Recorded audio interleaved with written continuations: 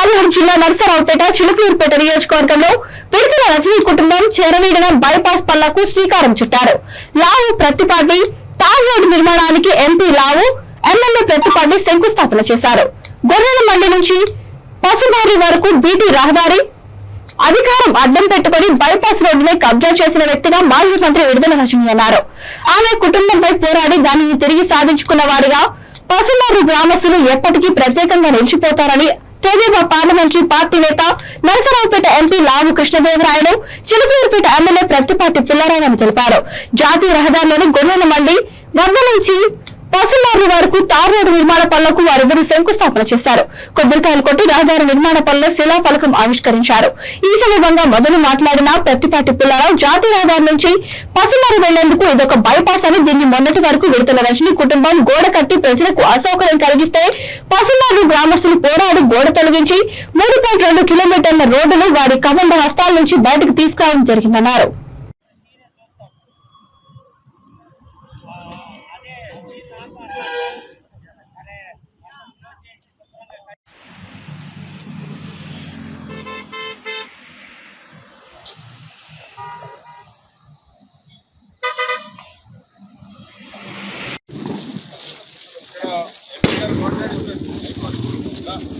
తప్పుడు ప్రచారాలు చేసేవాడు కొంతమంది, గీత గీయటం అమ్మేయటం, రేపు ఎక్కడ పోతాడో కూడా తెలియదు. అక్రమ లేఅవుట్లు ఆపి లేఅవుట్లు తీసుకుంటున్నాం.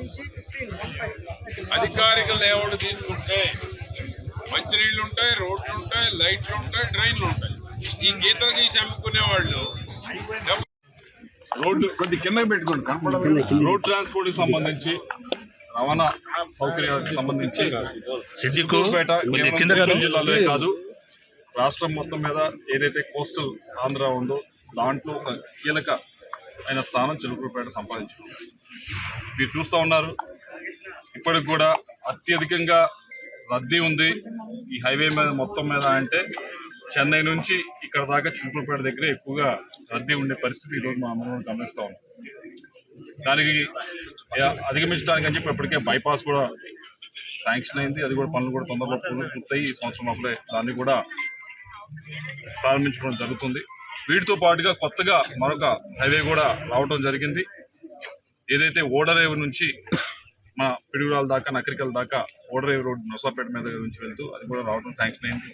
ఇప్పటిదాకా చిలుకూరుపేట దాకా పని జరుగుతూ ఉంది. ఓడరేవు నుంచి చిలుకూరుపేట ఇక్కడ నుంచి కూడా ముందుకి తొందరలోనే టెండర్స్ పిలుస్తారు. అది కూడా పనులు ముందుగా స్టార్ట్ అవుతాయి. అయితే ఇదంతా ఎందుకు చెప్తా ఉన్నాను అంటే, రవాణాకు సంబంధించిన దాకా చెప్పినట్లు ఒక ప్రముఖమైన పొజిషన్లో చిలుకూరుపేట అనేది ఉంది. అటువంటి పొజిషన్లో ఉన్న చిలుకూరుపేటకి మెయిన్ 110 అడుగులు 120 అడుగులు Chilakaluripet national highway Pasumarru village కి ఒక బైపాస్ రోడ్ ఇది.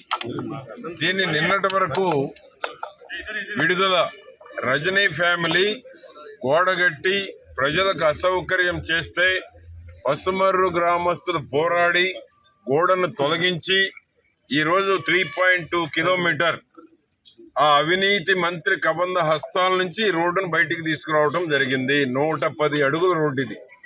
110 అడుగుల రోడ్డుని కబ్జా చేసేసారు, గోడ కట్టేశారు. ఇది వారి దుర్మార్గం. ఆ దుర్మార్గాల నుంచి బయటకు తీసుకొచ్చినటువంటి ఘనత పసుమర్రు గ్రామస్తులది. దాంట్లో కీలక పాత్ర పోషించినటువంటి పసుమర్రు గ్రామ తెలుగుదేశం పార్టీ నాయకులు దశరథరామయ్య కానీ, సుబ్బారావు కానీ, గ్రామ తెలుగుదేశం పార్టీ మన కమిటీ మొత్తం పోరాడి విడుదల కబంధ హస్తాల నుంచి ఈ 110 అడుగుల రోడ్డుని ఈరోజు మా యంగ్ ఎంపీ కృష్ణదేవరాయలు గారి చేతుల మీదుగా దీన్ని ఈరోజు శంకుస్థాపన చేస్తున్నాం.